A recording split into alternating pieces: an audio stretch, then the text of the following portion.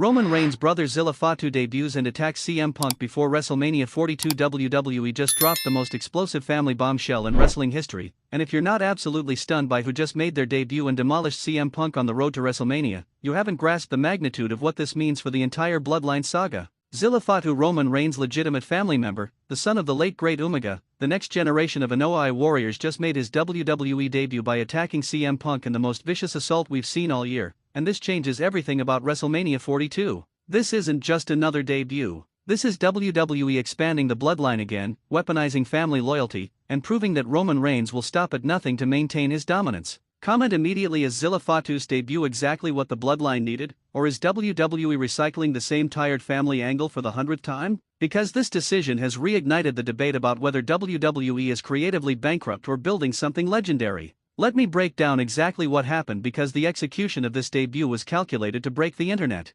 CM Punk was leaving the arena after Raw, heading to his car in the parking lot, standard post-show routine. Cameras were following him for what seemed like a regular backstage segment. Punk was cutting a promo directly to camera about his upcoming WrestleMania match with Roman Reigns, talking about how he's ready to take the championship and end Roman's tyranny once and for all. Then the lights in the parking garage went out. Complete darkness for maybe 5 seconds. When they came back on, there was a massive figure standing between Punk and his car. 6'3", 265 pounds of solid muscle, wearing traditional Samoan tribal gear, face paint in the same style as Umaga used to wear. The cameras zoomed in, and the announce team's voices were pure shock. That's Zilla Fatu. That's Umaga's son. What is he doing here? Punk had maybe 2 seconds to process what he was seeing before Zilla charged. And what followed was 3 minutes of absolute destruction. Zilla hit Punk with a running hip attack that sent him crashing into a car door with such force that the door dented. Punk tried to fight back, credit to him, but Zilla was relentless. Samoan drop on the concrete. Running splash against a concrete pillar. And then the move that has everyone talking, the Samoan spike, Umaga's legendary finishing move, delivered with such force that Punk went limp immediately. Security rushed in. Referees tried to intervene. Zilla backed off, but not before pointing at the WrestleMania sign visible in the distance and shouting, "This is for the bloodline. This is for family." The camera caught Roman Reigns watching on a monitor backstage, and the smile on Roman's face said everything. This wasn't random. This was orchestrated. Roman just added another weapon to his arsenal right before the biggest match of the year. Here's why people are absolutely divided about this debut, and the emotions are running in every direction. On one hand, Zilla Fatu is legit. He's been tearing it up on the independent scene for years. He's got the size, the athleticism, the pedigree, and most importantly, he's family. He's Umaga's son. He's The Rock's cousin. He's Roman's actual blood relative. If anyone has the right to be part of the bloodline story, it's Zilla. This isn't some random wrestler they're calling family for storyline purposes. This is real Anoa'i bloodline. The symbolism of Zilla using the Samoan spike, his late father's finishing move, is powerful. Umaga was one of the most dominant forces in WWE during his run. Bringing his son in and having him carry on that legacy creates an emotional connection that transcends normal wrestling storytelling. This is about honoring the past while building the future. And for fans who loved Umaga, seeing his son step into WWE is a full circle moment. But on the other hand, and this is where the fury comes in, WWE is doing the same thing they've done for years. Another family member. Another bloodline expansion. Another here's Roman's new enforcer who will help him cheat to retain the title. How many times are we going to see this exact storyline? Solo Sikoa was added to the bloodline. Jacob Fatu was rumored to be joining before going to AEW. Now Zilla Fatu debuts right before WrestleMania to give Roman another advantage. This isn't creative, this is WWE's laziest booking impulse. When in doubt, add another Samoan to the bloodline. Let's talk about what this does to CM Punk specifically, because he's the one who just got destroyed. Punk is heading into WrestleMania 42 to face Roman Reigns for the WWE Championship. This should be Punk's moment, the Rebel finally getting his shot at the corporate champion, the ultimate underdog story. But now, Punk isn't just fighting Roman. He's fighting Roman and Dean Ambrose and now Zilla Fatu. How is Punk supposed to win when Roman has an entire army? This is the fundamental problem with the bloodline story that WWE keeps repeating. They position the babyface challenger as someone fighting against impossible odds, which should create sympathy and make fans desperate to see them win. But when the odds are too impossible, when the challenger is so outnumbered that victory seems literally impossible, fans don't invest, they give up. Why should we believe Punk can beat Roman when Roman has 3 massive Samoans ready to interfere at any moment? The timing of Zilla's debut is suspicious and feels desperate. WWE is 3 weeks away from WrestleMania. Tickets are sold. The card is set. This is when you coast to the finish line with the stories you've been building for months. But WWE panicked. Maybe they thought the Roman Punk story wasn't hot enough. Maybe they worried that fans were getting bored. So they threw in a shocking debut to generate buzz and social media conversation. That's not confidence in your storytelling, that's panic. Here's what makes this debut particularly controversial. Zilla Fatu was working indies and building his name outside of WWE. He was establishing himself as his own man, separate from his family legacy. Now WWE brings him in, immediately makes him part of the bloodline, and positions him as just another tool for Roman Reigns. That's not building a new star, that's using someone's family connection instead of letting them prove themselves on their own merit. Compare this to how WWE handled Solo Sikoa. Solo was in NXT first. He built his character, had matches, established himself as a legitimate threat before joining the bloodline on the main roster. That progression made sense. Fans knew who Solo was and what he could do. But Zilla? He debuts by attacking someone from behind. We don't know his character. We don't know his abilities. We just know he's Umaga's son and he's violent. That's lazy character development. The social media reaction tells you everything about how divided fans are. Zilla Fatu trend worldwide immediately, so the buzz is real. But the responses are 60% negative. People are tired of the bloodline getting bigger.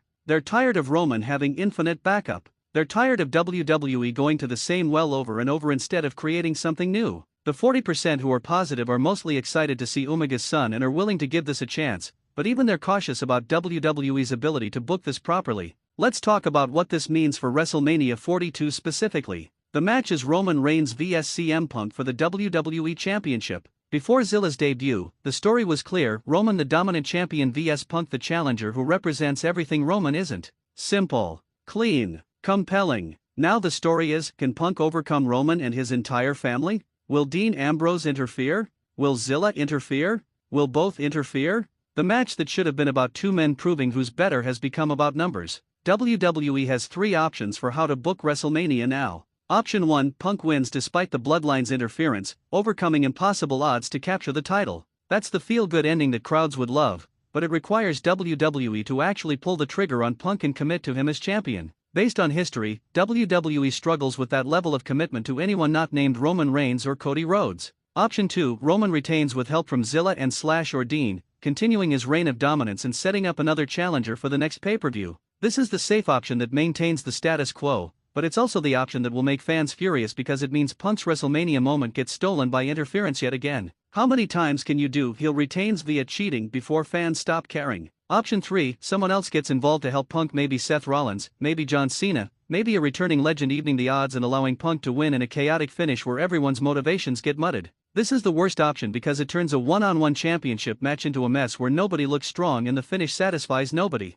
Here's what WWE should have done if they wanted to debut Zilla Fatu properly: wait until after WrestleMania. Have Punk and Roman have their match with a clean finish, doesn't matter who wins, just make it definitive. Then, on the Raw after Mania, debut Zilla as Roman's response to losing, if he lost, or as his new enforcer to prevent anyone from challenging him, if he won. That gives Zilla a clear purpose, introduces him in front of the post-Mania crowd that's always hot, and doesn't muddy the WrestleMania storyline. But WWE doesn't think long-term. They think in terms of this week's buzz. Zilla debuts before Mania generates more Twitter conversation than Zilla debuts after Mania, so they sacrifice storytelling logic for short-term social media metrics. This is the fundamental problem with modern WWE creative. They optimize for virality instead of narrative coherence. The Umaga comparison is unavoidable and it's putting massive pressure on Zilla. Umaga was one of the most dominant monsters in WWE history. His size, agility, and intensity made him terrifying. Zilla has the size and the family connection, but can he replicate that presence?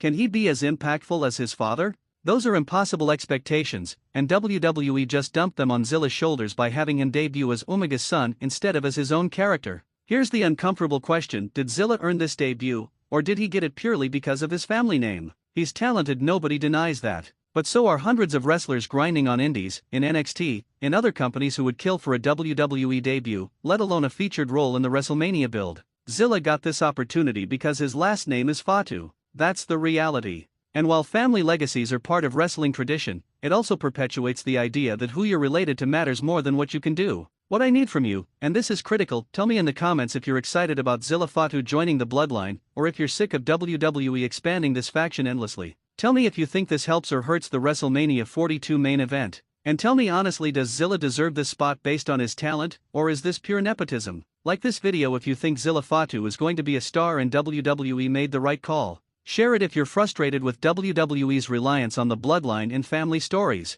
Subscribe if you want me tracking Zilla's entire run, his matches, his character development, and whether he becomes his own man or just Umaga's son forever. Zilla Fatu just made the most high-pressure debut imaginable. He attacked CM Punk 3 weeks before WrestleMania. He's now part of the biggest storyline in WWE. And he has to prove he's more than just a family name. He has to prove he belongs at this level. The spotlight is blinding. The expectations are crushing. And the entire wrestling world is watching to see if he rises to the challenge or gets exposed as someone who only has this opportunity because of his bloodline. Roman Reigns just got another weapon. CM Punk just got another obstacle. And WrestleMania 42 just got infinitely more complicated. Whether that's exciting or exhausting depends entirely on whether you still believe in WWE's ability to tell bloodline stories, or whether you're done with this endless family saga. The debut has happened. The attack is complete. And the road to WrestleMania just became a minefield. Now we see if WWE can stick the landing, or if they just created another problem they don't know how to solve.